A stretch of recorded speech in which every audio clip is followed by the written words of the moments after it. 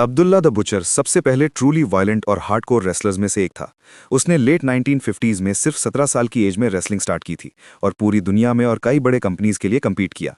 अपने violent character की वजह से अब्दुल्ला का फोरहेड काफ़ी ज़्यादा स्कार्ड हो गया था, क्योंकि वो मैचेस में खून निकालने के लिए खुद को कट करता था।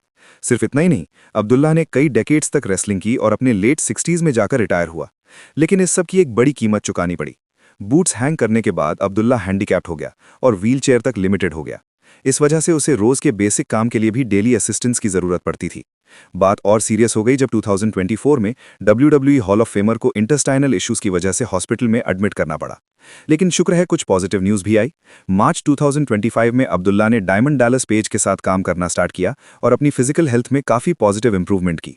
अब्दुल्ला ने ना सिर्फ काफी वेट लूज किया, बल्कि अब वो अपने हाथ सिर के ऊपर तक उठा सकता है और खुद से कपड़े पहन सकता है, जो पहले वो नहीं कर पाता था। जहां ये एक पॉजिटिव चेंज था, वहीं अगला इंसान सैडली बहुत बुरे रीजंस की वजह से बदला।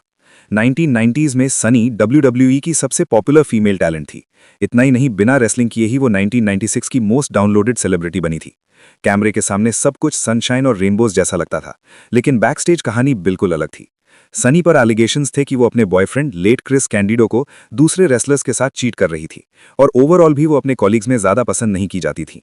लेकिन WWE छोड़ने के बाद सनी की करियर और लाइफ और ज्यादा डाउनहिल चली गई। 2010s के दौरान सनी बार बार जेल जाती रही, मोस्टली सब्सटेंस अब्यूज और ड्राइविंग अंडर द इन्फ्लुएंस के केसेस में। WWE हॉल ऑफ फेमर ने अपनी सिचुएशन को बेटर नहीं बनाया, क्योंकि वो फ्रीक्वेंटली प्रोबेशन टर्म्स तोड़ देती थीं और कोर्ट डेट्स मिस करती थीं। सैडली सनी के गलत डिसीजंस का नुकसान किसी और को भुगतना पड़ा। मार्च 2022 में सनी वोलूशा काउंटी फ्लोरिडा में गाड़ी चला रही थी जब उसकी कार दूसरी व्हीकल से टकरा गई। दूसरी गाड़ी में जो आदमी था उसकी डेथ हो गई, जबकि सनी को सिर्फ माइनर इंजरीज आईं। इस इंसिडेंट के बाद सनी को 17 और आधा साल की जेल की सजा सुनाई गई। कोर्ट प्रोसीडिंग्स की रीसेंट फोटोज में साफ दिखा कि सनी के रेकलेस और गलत चॉइसेस ने उसकी हेल्थ पर कितना बुरा असर डाला। कई फैंस को यकीन ही नहीं हुआ कि यह वही रेसलिंग स्टार है जिसे देखकर वो बड़े हुए थे। बटिस्टा को भी ऐसा ही रिएक्शन मिला जब फैंस ने देखा कि वो कितना बदल गया है। बटिस्टा का निकनेम दी एनिमल था और बिल्कुल सही रीजन से था। उसके बाजू बिल्कुल पेड़ के तनों जैसे मोटे थे। यही वजह थी कि Batista multiple time world champion बना। अपने फाइनल मैच 2019 में भी बटिस्टा का फिजिक काफी इंप्रेसिव था। लेकिन अब जब बटिस्टा रिंग में नहीं है और सिर्फ एक्टिंग पर फोकस कर रहा है, तो दी एनिमल काफी बदल चुका है। बटिस्टा ने WWE सुपरस्टार वाले टाइम से काफी ज्यादा वेट लॉस कर लिया है। एक्चुअली फॉर्मर वर्ल्ड चैंपियन ने 100 पाउंड से भी ज्यादा वेट ड्रॉप किया। बटिस्टा ने ये इसलिए किया क्योंकि उसे एक्टिंग रोल्स कम मिल रहे थे, क्योंकि वो बहुत ज्यादा बड़ा लगता था। दी एनिमल ने यह भी कहा कि वेट लूज करने के बाद वो इमोशनली बेटर फील करता है और कैमरा पर ज्यादा नेचुरल लगता है। लेकिन अगला रेसलर इतना ज्यादा बदल चुका है कि आप यकीन नहीं कर पाओगे कौन है। ये क्लिप देखो और गेस करो ये कौन सा फॉर्मर WWE रेसलर है। Check it out. ये टफ इनफ सीजन 2 की विनर जैकी गेडा है, जिसे मिस जैकी के नाम से भी जाना जाता है।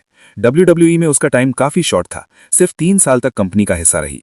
शायद उसे सबसे ज्यादा याद किया जाता है WWE हिस्ट्री के पॉसिबली वर्स्ट मैच के लिए, जो उसने ट्रिस स्ट्रैटस के अगेंस्ट किया था। 2005 में रिलीज होने के बाद जैकी ने कुछ साल इंडिपेंडेंट सीन में रेसलिंग कंटिन्यू की, लेकिन ज्यादातर टाइम मिस जैकी ने लो प्रोफाइल मेंटेन की और रेसलिंग के बाहर के वेंचर्स पर फोकस किया। लेट 2023 में जैकी ने एक वीडियो पोस्ट की जिसमें उसने शेयर किया कि वो रिंग वॉर्न गियर सेल कर रही है। उसका पतला फिजिक और ब्राउन हेयर देखकर फैंस शॉक हो गए और सोशल मीडिया पर बातें होने लगी। फनी बात यह है कि एक और रेसलर ने भी फैंस को सरप्राइज कर दिया जब उसने अपने बाल बढ़ा लिए। आइकॉन स्टिंग ने 1996 से, जब से उसने ब्लैक आउटफिट और व्हाइट फेस पेंट अडॉप्ट किया था, तब से ऑलमोस्ट सेम लुक मेंटेन किया। इसीलिए अप्रैल 2025 में जब फैंस एक कन्वेंशन में गए और स्टिंग को बियर्ड के साथ देखा तो सब हैरान रह गए। इसके अलावा स्टिंग के बाल यूजुअल से काफी ज्यादा लाइट कलर के लग रहे थे। ये लुक इतना शॉकिंग था कि कुछ लोगों को लगा फेस पेंट के नीचे शायद स्कॉट स्टाइनर हो। लेकिन इस वीडियो में सबसे ड्रास्टिक चेंज जिस रेसलर ने किया वो अब आता है। टाइलर रेक्स ने 2009 में ECW पर डेब्यू किया था, एक कैलिफोर्निया सर्फर पर्सोना के साथ। रेक्स का career mostly on end of रहा, कभी थोड़ा स्पॉटलाइट मिलता था, फिर वापस ऑब्सक्योरिटी में चला जाता था। अगस्त 2012 में टाइलर रेक्स ने WWE छोड़ दिया, फैमिली के साथ ज्यादा टाइम स्पेंड करने की डिजायर के साथ। कई साल रेसलिंग से दूर रहने के बाद फॉर्मर WWE स्टार ने स्टिंग से कांटेक्ट किया और फिर से स्पॉटलाइट में आई। सितंबर 2020 में रेक्स ने अपनी वाइफ को बताया कि वो एक ट्रांस वुमन है और कुछ महीनों बाद पब्लिक के सामने भी आ गई। ये रियलाइजेशन का मोमेंट था जब मैं इवनिंग्स में अपनी वाइफ के साथ फीमेल प्रेजेंटेशन में रह रही थी। ये सब तब स्टार्ट हुआ जब मैं लगभग 36 साल की थी और पैंडेमिक के टाइम में 41 की थी, और ये एक एवरीडे चीज बन चुकी थी। एक रात जब मैं हेयर और मेकअप उतारने जा रही थी तो वो इमोशनली पेनफुल था। मैं हेयर और मेकअप उतारना ही नहीं चाहती थी। रेक्स की वाइफ ने कहा कि वो अब फिजिकली उनकी तरफ अट्रैक्ट नहीं थी और दोनों ने डिवोर्स ले लिया, लेकिन आज भी दोनों बेस्ट फ्रेंड्स बने हुए हैं।